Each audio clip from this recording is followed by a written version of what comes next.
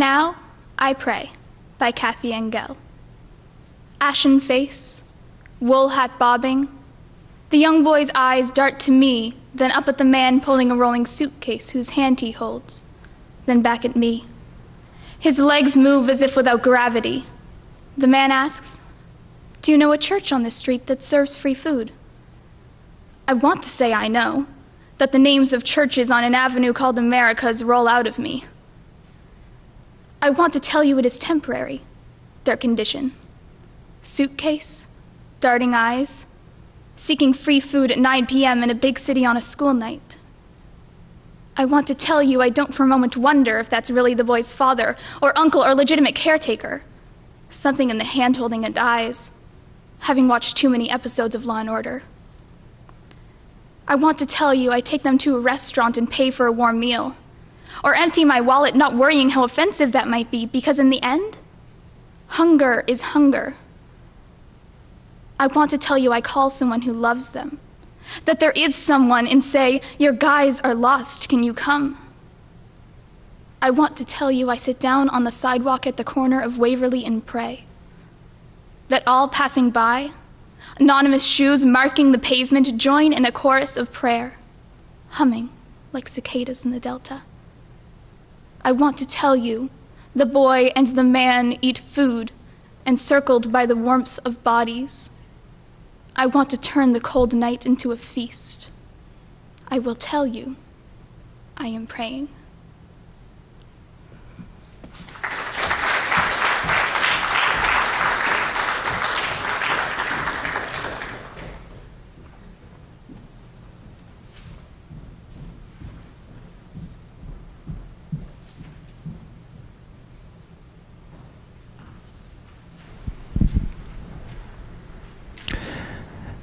Next up, Ben Stoll.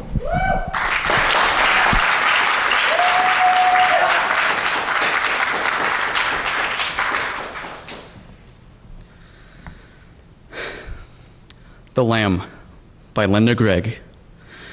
It was a picture I had after the war, a bombed English church. I was too young to know the word English or war, but I knew the picture. The ruined city still seems noble.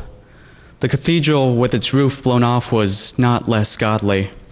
The church was the same, plus rain and sky. Birds flew in and out of the holes God's fist made in the walls. All our desire for love or children is treated like rags by the enemy. I knew so much and sang anyway, like a bird who will sing until it is brought down. When they take away the trees, the child picks up a stick and says, "This is a tree, this the house and the family," as we might. Through a door of what had been a house, into the field of rubble, walks a single lamb, tilting its head, curious, unafraid, hungry.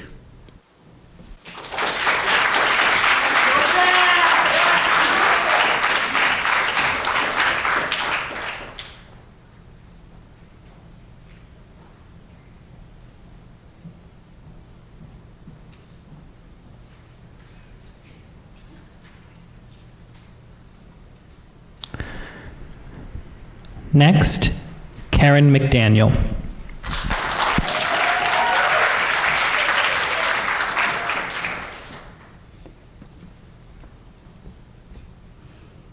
After the Winter by Claude McKay.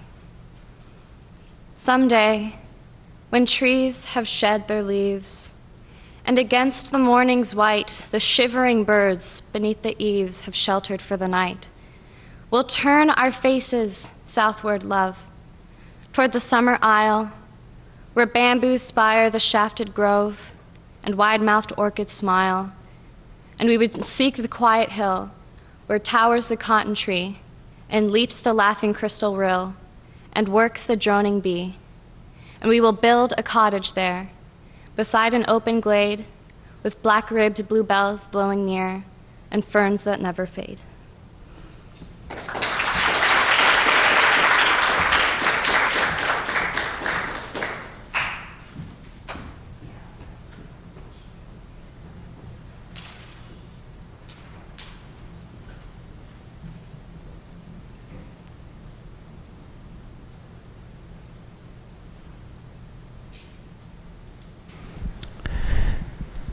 And now, Ella Simmons.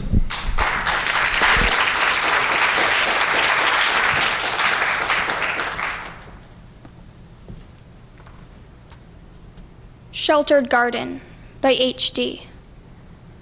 I have had enough. I gasp for breath. Every way ends, every road, every footpath leads at last to the hill crest.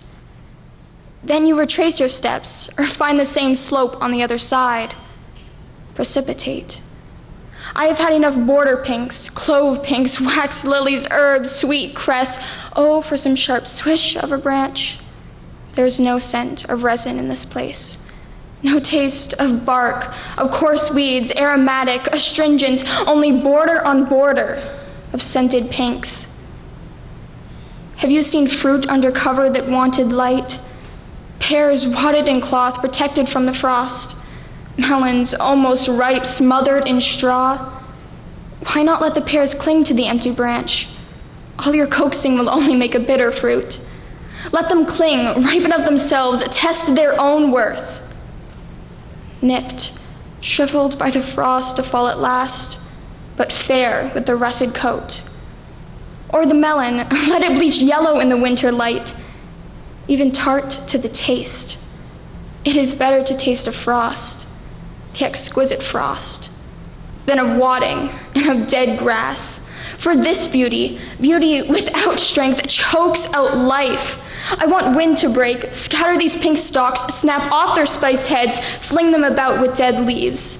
Spread the paths with twigs, limbs broken off, choke great pine branches hurled from some far wood right across the melon patch. Break pear and quince, leave half trees torn, twisted. But showing the fight was valiant. Oh, to blot out this garden, to forget, to find a new beauty in some terrible, wind-tortured place.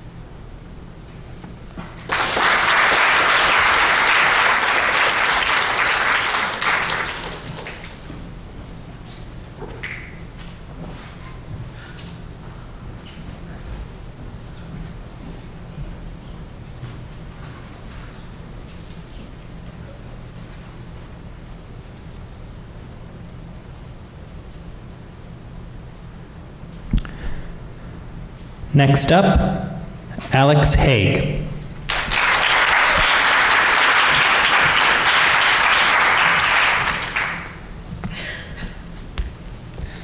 Early Affection by George Moses Horton.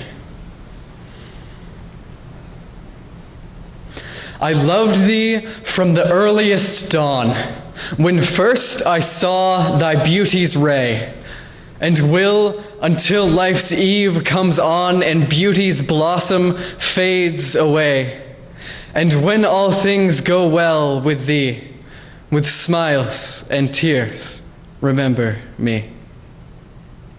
I'll love thee when thy morn is past and wheedling gallantry's o'er, when youth is lost in age's blast and beauty can ascend no more.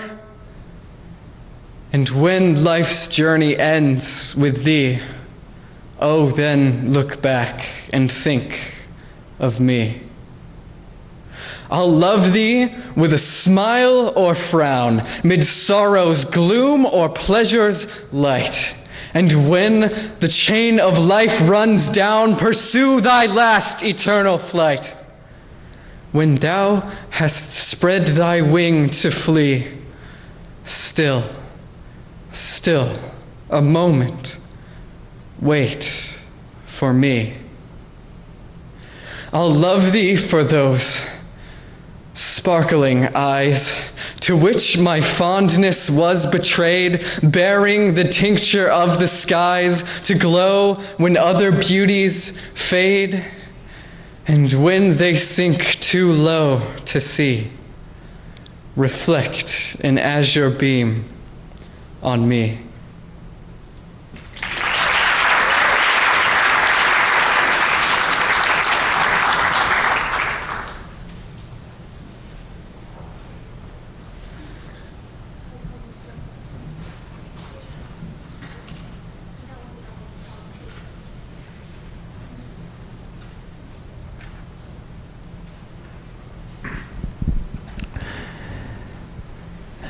Next, Julia Scott.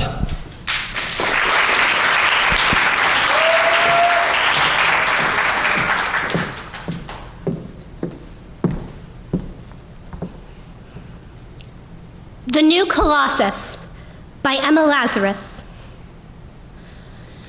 Not like the brazen giant of Greek fame, with conquering limbs astride from land to land, here at our sea-washed sunset gates shall stand a mighty woman with a torch, whose flame is the imprisoned lightning, and her name, Mother of Exiles. From her beacon hand glows world-wide welcome. Her mild eyes command the air-bridged harbor that twin cities frame. Keep, ancient lands, your storied pomp, cries she with silent lips. Give me your tired, your poor, your huddled masses yearning to breathe free, the wretched refuse of your teeming shores. Send these, the tempest-tossed, to me. I lift my lamp beside the golden door.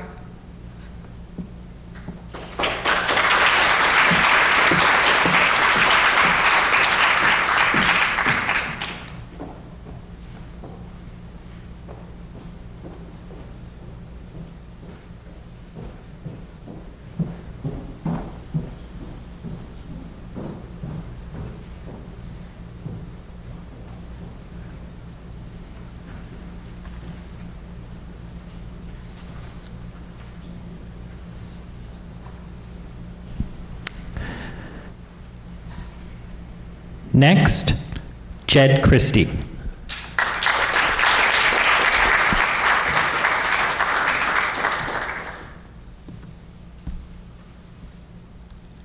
Valentine by Eleanor Wiley.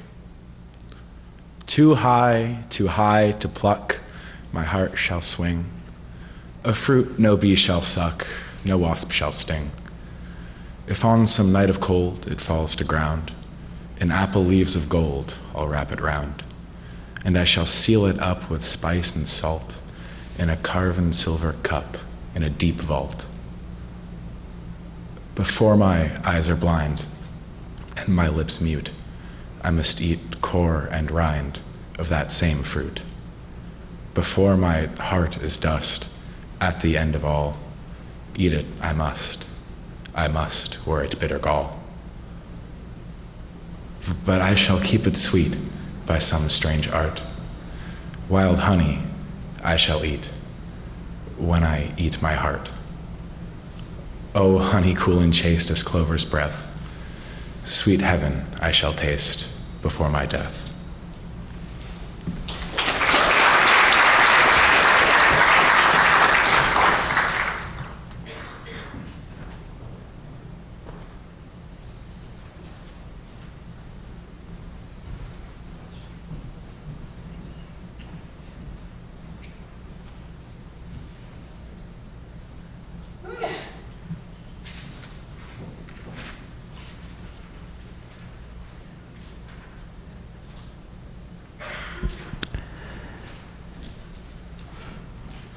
Next up, Abigail DeMag.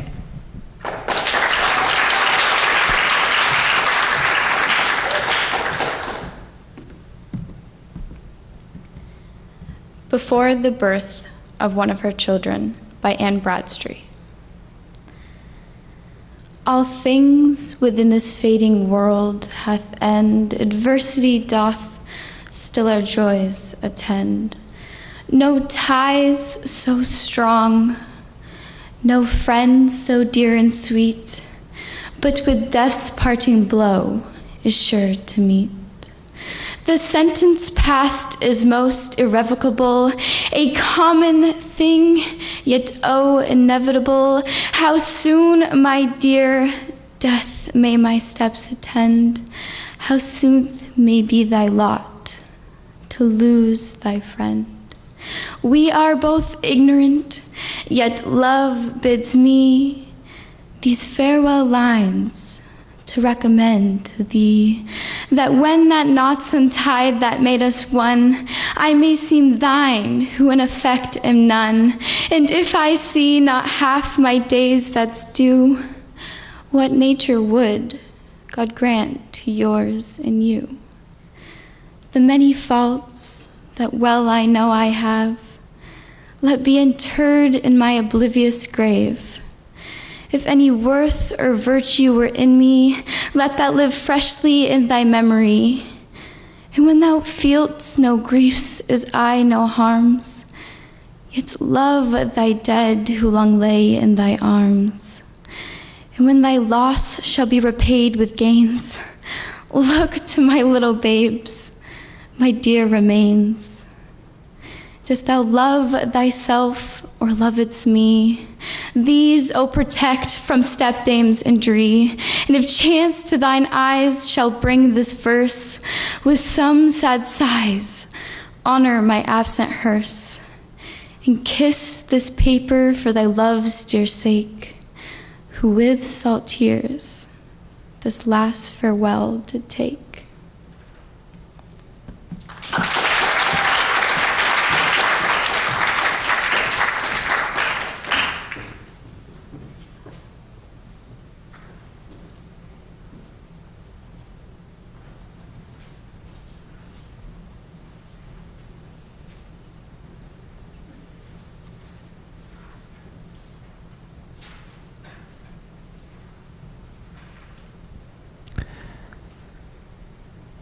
Next, Genevieve Prefontaine.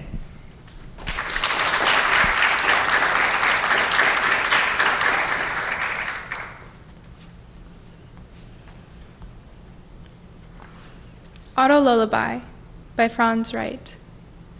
Think of a sheep knitting a sweater. Think of your life getting better and better. Think of your cat asleep in a tree. Think of that spot where you once skinned your knee. Think of a bird that stands in your palm. Try to remember the 21st Psalm. Think of a big pink horse galloping south. Think of a fly and close your mouth. If you feel thirsty, then drink from your cup. The birds will keep singing until they wake up.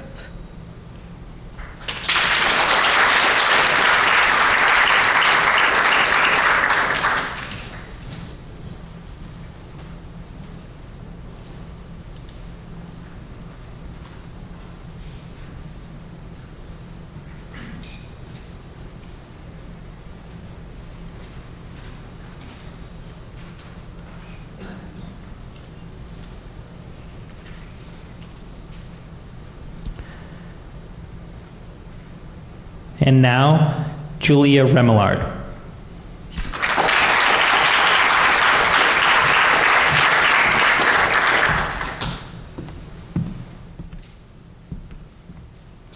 Over and Under by John Brehm.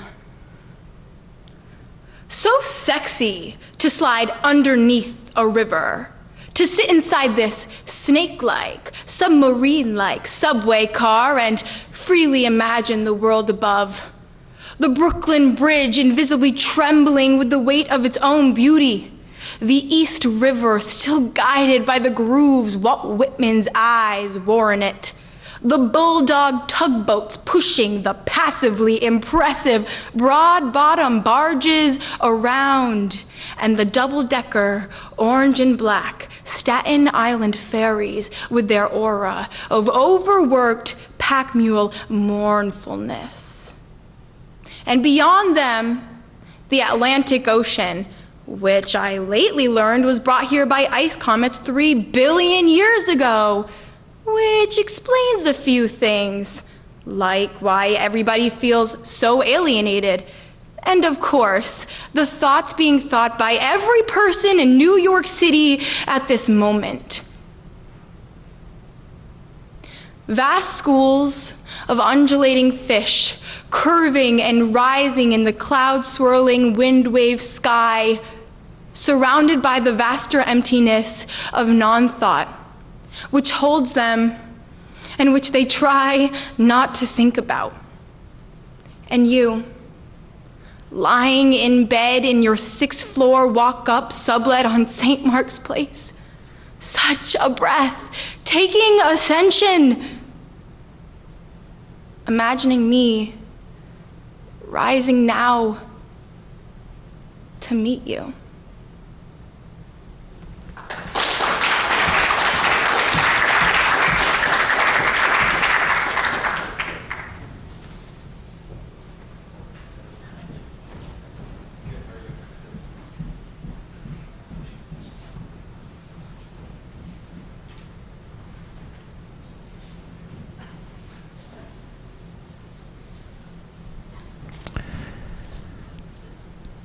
Next up, Megan Bashand.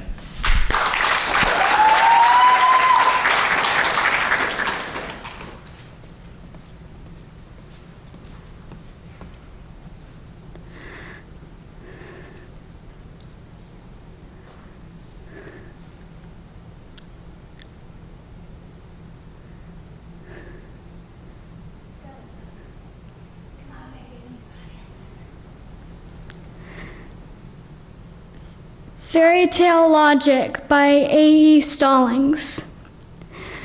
Fairy tales are full of impossible tasks. Gather the chin hairs of a man-eating goat, or cross a sulfuric lake in a leaky boat. Select the prince from a row of identical masks, tiptoe up to a dragon where it basks, and snatch its bone. Count dust specks mote by mote, or learn the phone directory by rote. Always it's impossible what someone asks. You have to fight magic with magic. You have to believe you have something impossible up your sleeve. The language of snakes, perhaps, an invisible cloak. An army of ants at your beck, or a lethal joke.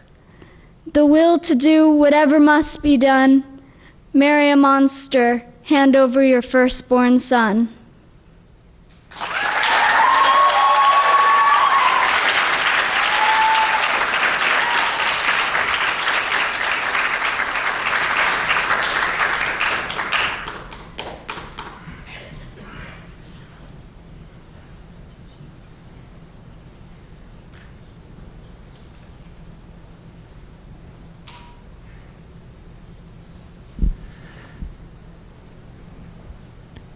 Next, Joseph Wills.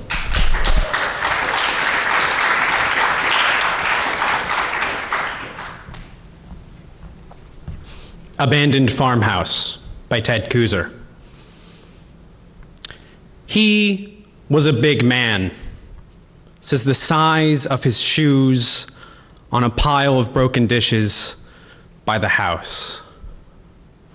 A tall man, too, says the length of the bed in an upstairs room, and a good, God-fearing man says the Bible with a broken back on the floor below the window, dusty with sun, but not a man for farming. Says the fields cluttered with boulders and the leaky barn. A woman lived with him, says the bedroom wall papered with lilacs, and the kitchen shelves covered with oilcloth, and they had a child, says the sandbox made from a tractor tire. Money was scarce, say the jars of plum preserves and canned tomatoes sealed in the cellar hole. And the winter's cold, say the rags in the window frames. It was lonely here, says the narrow country road. Something went wrong, says the empty house in the weed-choked yard. Stones in the fields say he was not a farmer. Still sealed jars in the cellar say she left with a nervous haste, and the child Its toys are strewn in the yard like branches after a storm. A rubber cow, a rusty tractor with a broken plow, a doll in overalls. Something went wrong, they say.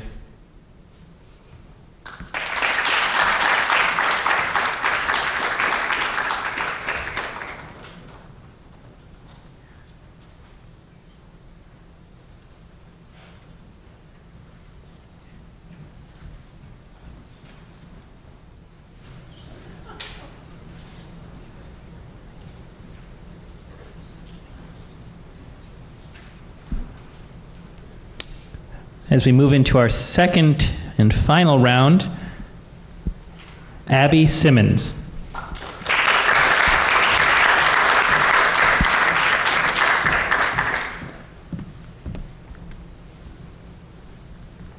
Ecology by Jack Collum. Surrounded by bone, surrounded by cells, by rings of hell, by hair.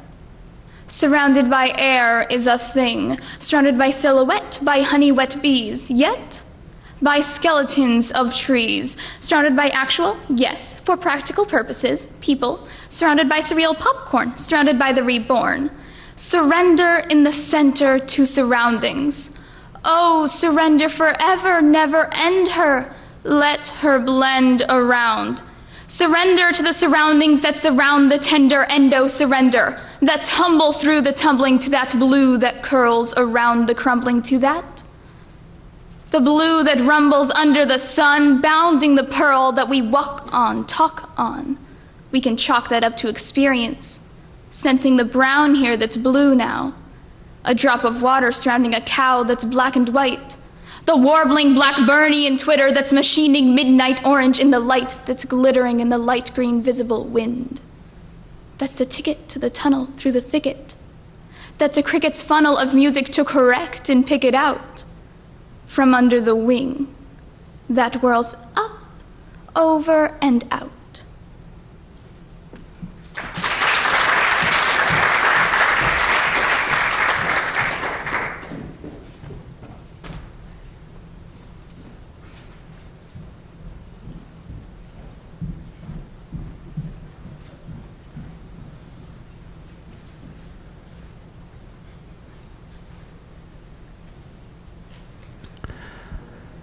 Up next, Ben Stoll.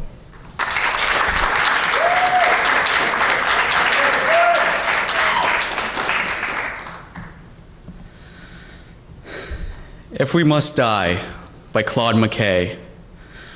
If we must die, let it not be like hogs, hunted and penned in an inglorious spot, while round us bark the mad and hungry dogs, and mock at our accursed lot. If we must die, oh, let us nobly die, so that our precious blood may not be shed in vain. Then even the monsters we defy shall be constrained to honor us, though dead. O kinsmen, we must meet the common foe. Though far outnumbered, let us show us brave, and for their 1,000 blows deal one death blow. What though lies before us the open grave? Like men we'll face the murderous, cowardly pack, pressed to the wall, fighting, but dying back.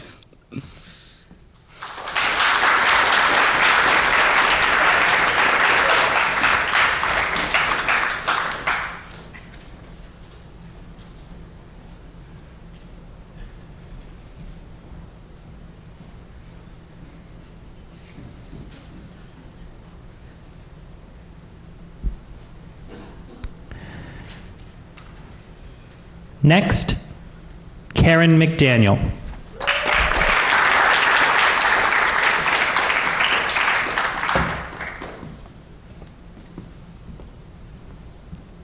I Don't See by Ed Robertson. I expected something up out of the water. Not the shadow in the wave that rose, to fill the wave, then splash a breath off the abutting air, then disappear. I didn't see any of this, only the dark wave. Even the size of a whale, I don't see what I look directly at. I didn't see the pronghorn antelope. Speed, they pointed out, equal our cars, but never having seen distance so large. I couldn't pin in it, point to antler and saw and parallax instead, the world entire a still brown arc of leap. So like a first look at the Milky Way, each stone a star I saw but could not see.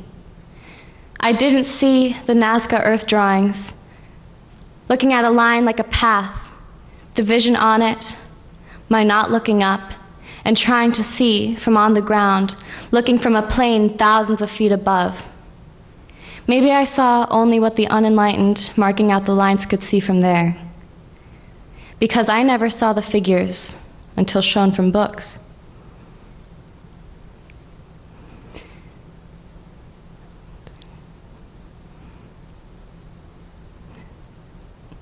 I told folk half the truth, that I was there, I was but embarrassed, never told I missed my chance, until I saw, without embarrassment, this country miss its chance, looking at color and not see what it looked directly at.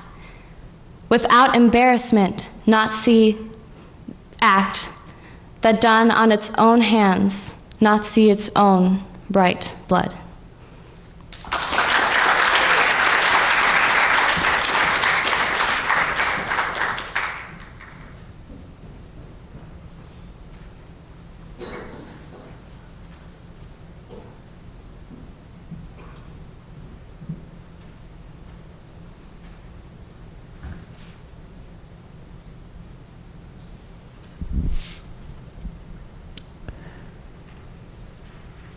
Next, Ella Simmons.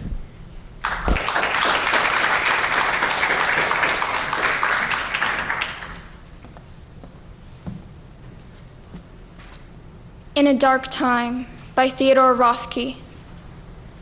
In a dark time, the eye begins to see. I meet my shadow in the deepening shade. I hear my echo in the echoing wood. A lord of nature weeping to a tree. I live between the heron and the wren, beasts of the hill and serpents of the den. What's madness but nobility of soul at all to circumstance? The day's on fire.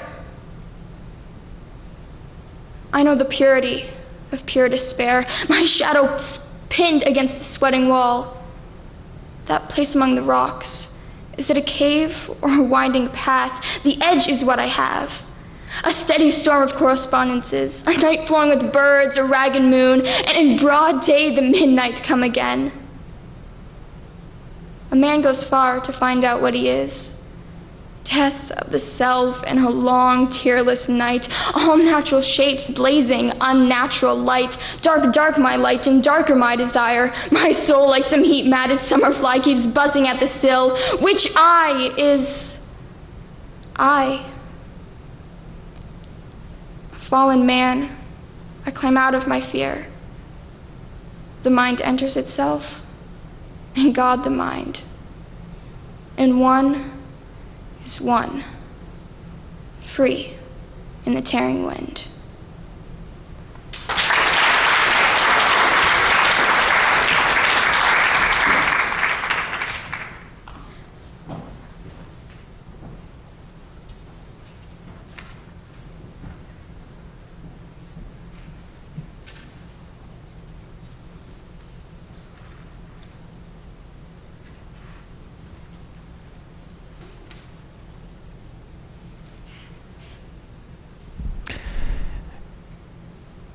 And now, Alex Haig.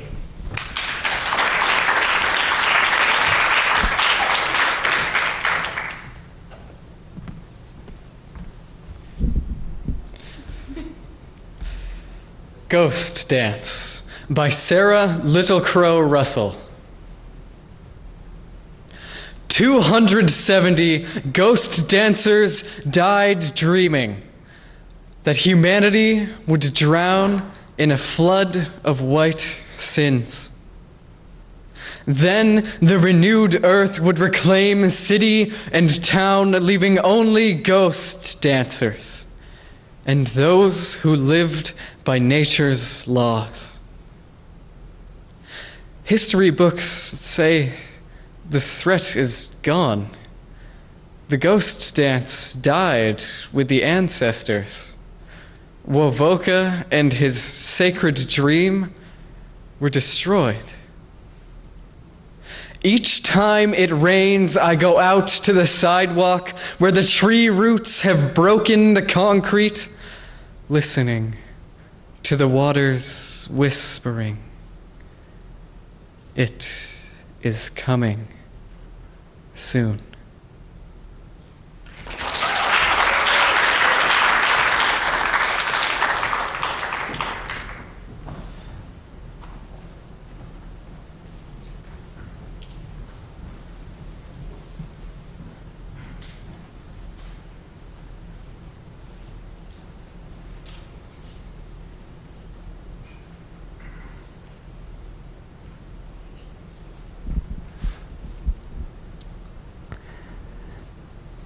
Next, Julia Scott.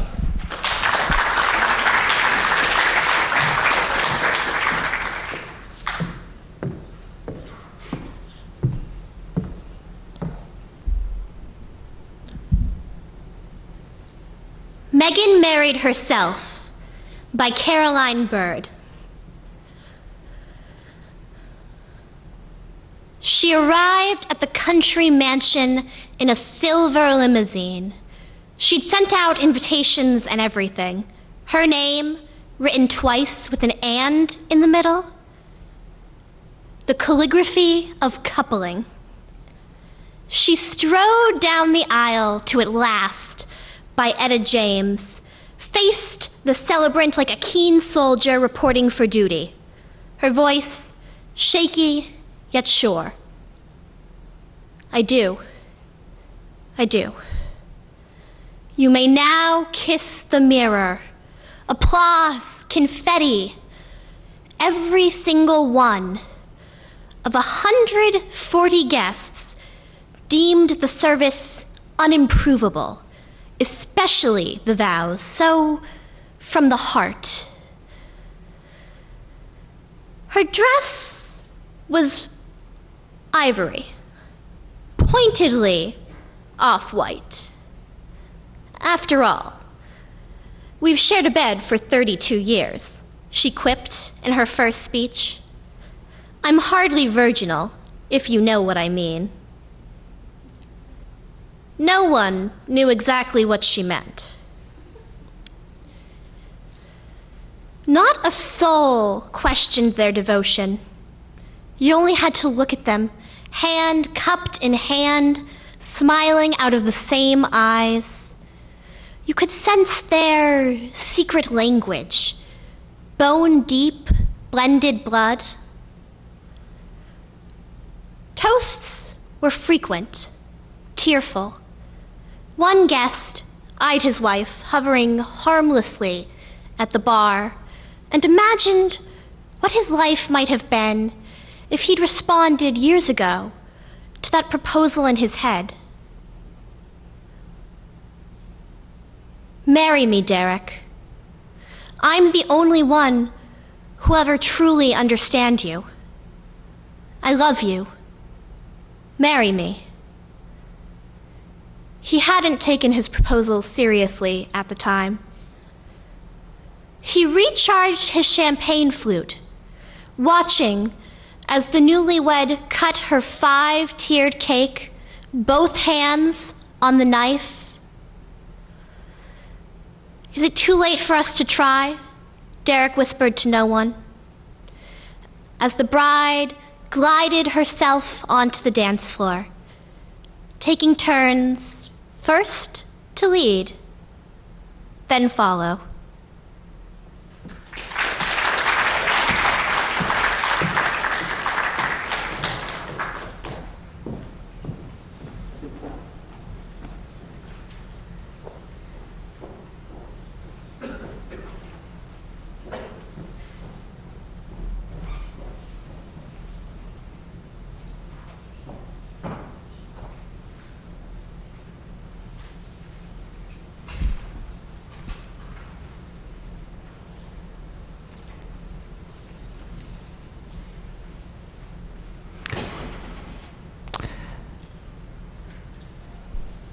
Next, Jed Christie.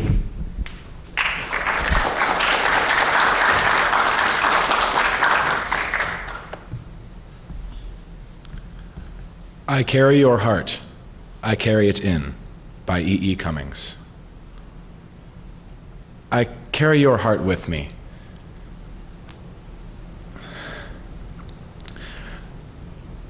Sorry, line. I carry it in, my heart. I am never without it. Anywhere I go, you go, my dear, and whatever is done by only me is your doing, my darling. Line again, I'm so sorry. I fear no fate, for you are my fate, my sweet. I want no world, for you, beautiful, are my world. And it's you are what the moon has always meant, and what the sun will always sing is you. Here is the deepest secret no one knows. Here is the root of the root of the bud of the bud of the sky of a tree called life, which grows higher than hope can, than soul can hope or mind can hide. And this is the wonder that's keeping the stars apart. I carry your heart. I carry it in my heart.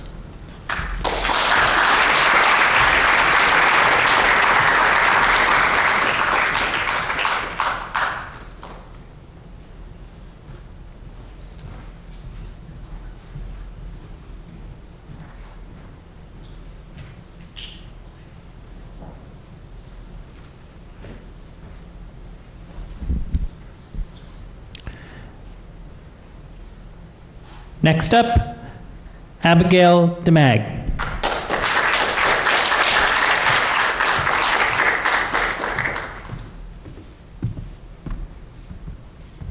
What You Have to Get Over by Dick Allen.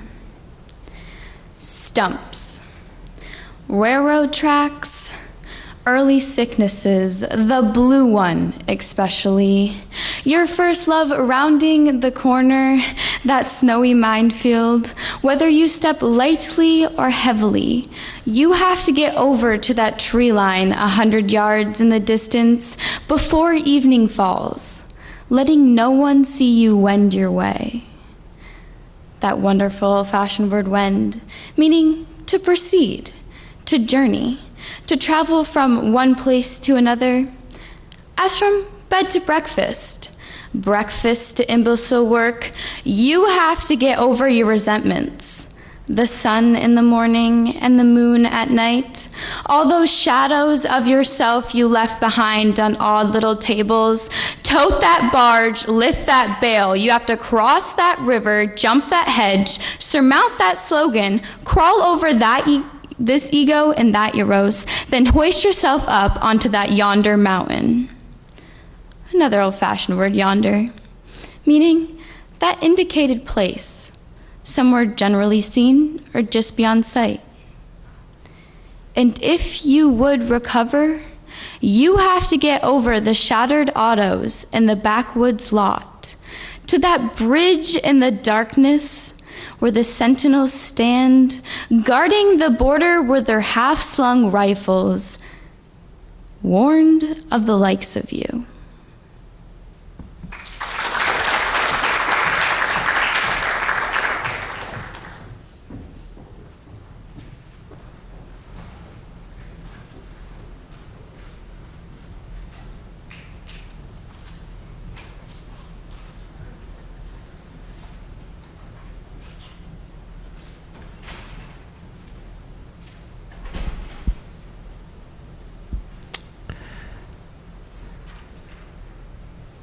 Next up, Genevieve Prefontaine.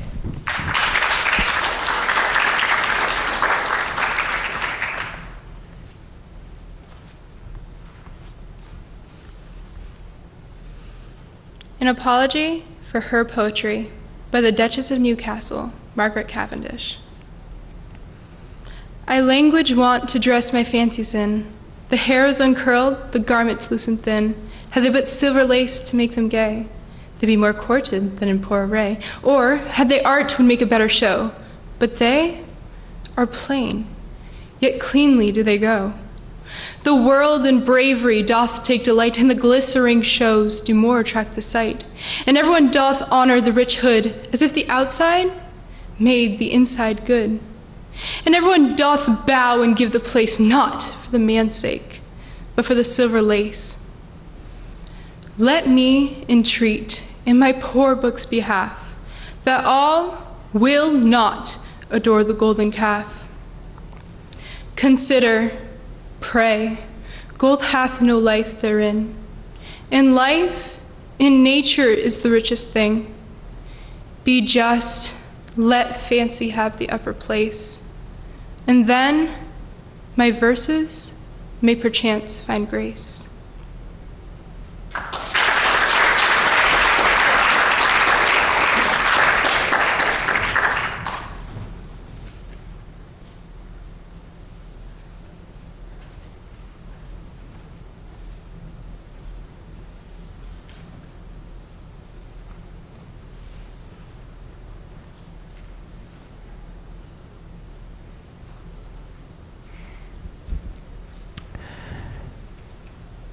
Next up, Julia Remillard.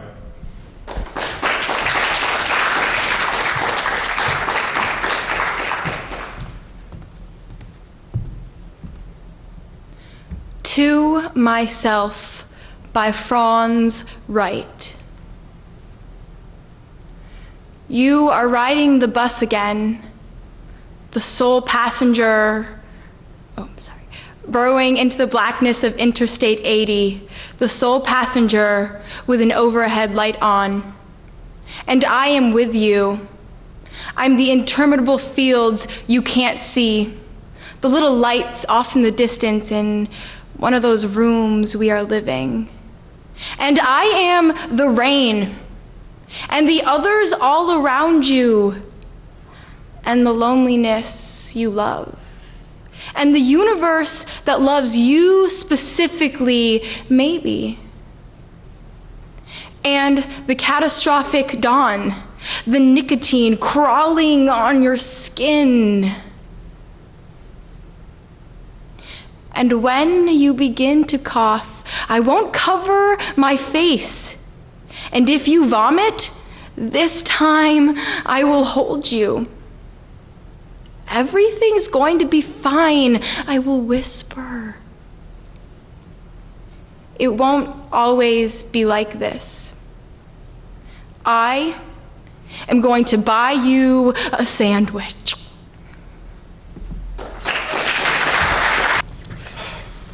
Okay, this is often the best part and the worst part, because it's always so hard to pick between such good competition.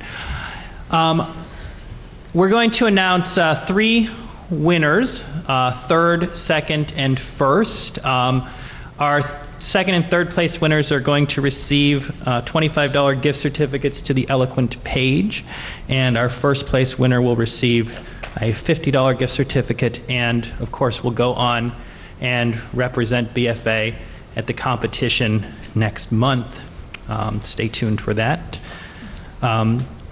Once again, one more round of applause for all of our competitors.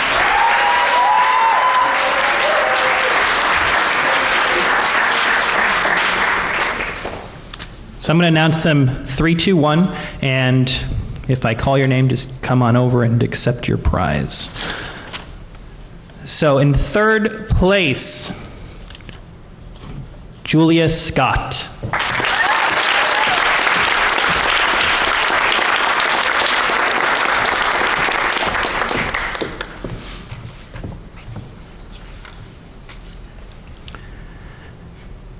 Second place goes to Ella Simmons.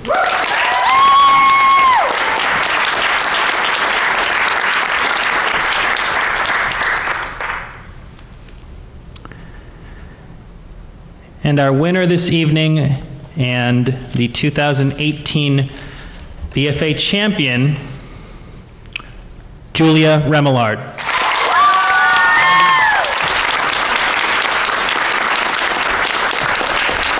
Congratulations, everyone. Congratulations, Julia. Thank you all for coming out. Have a wonderful evening. That's it.